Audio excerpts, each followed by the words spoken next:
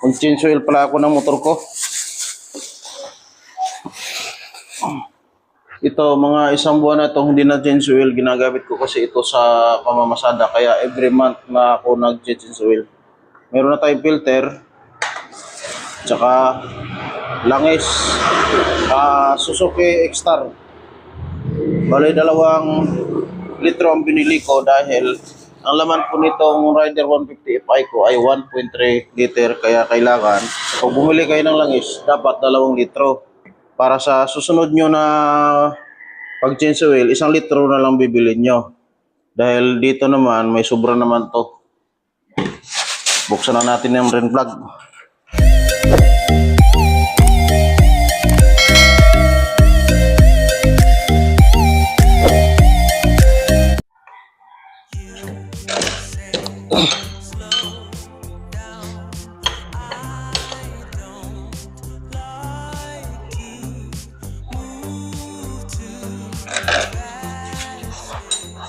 Tapos buksan natin yung kanyang filter cap. Gamit natin yung Otso Nyabi.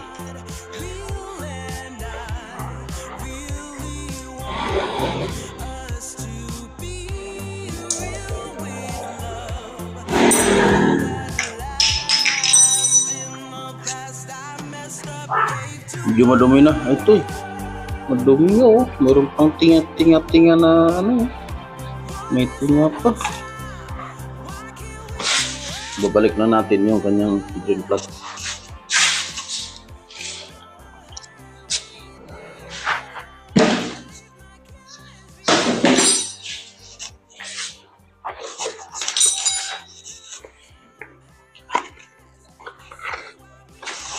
Ito yung bago niya na oil filter.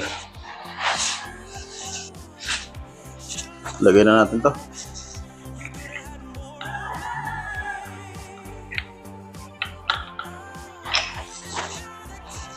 Balik na natin yung kanyang filter cap.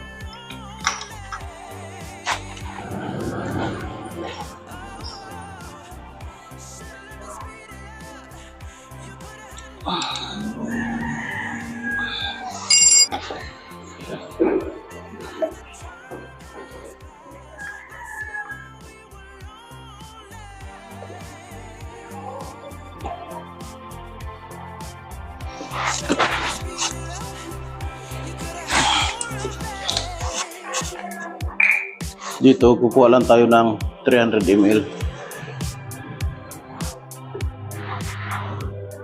Yan.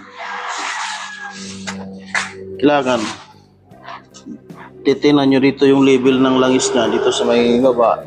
Nakikita naman dito dahil ito naman ay transparent. Kailangan yung label ng langis ipantay nyo dito sa upper o di kaya lower.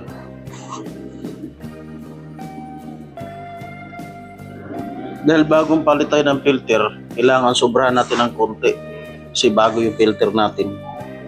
Kapag bago kasi ang filter, ibig sabihin tuyo pa yan, maaaring mag-absorb dyan yung ibang langis, kaya dapat sobrang ng konti ang langis lalagay nyo. Konti lang naman.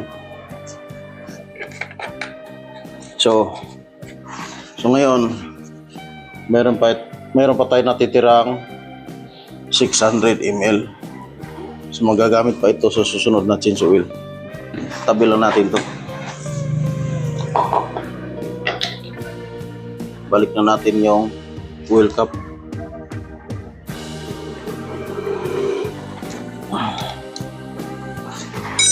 Ayos na yan. Ngayon, tapos na tayo sa pag-change oil. Start na natin to. Pantarin na natin to.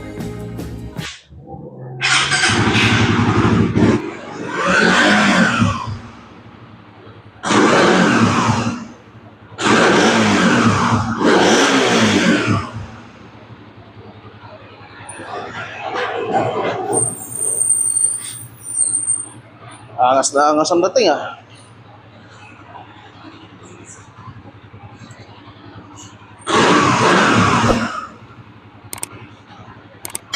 Okay na. Hanggang dito na lang muna yung video natin. Sa susunod ulit na pagkikita mga idol.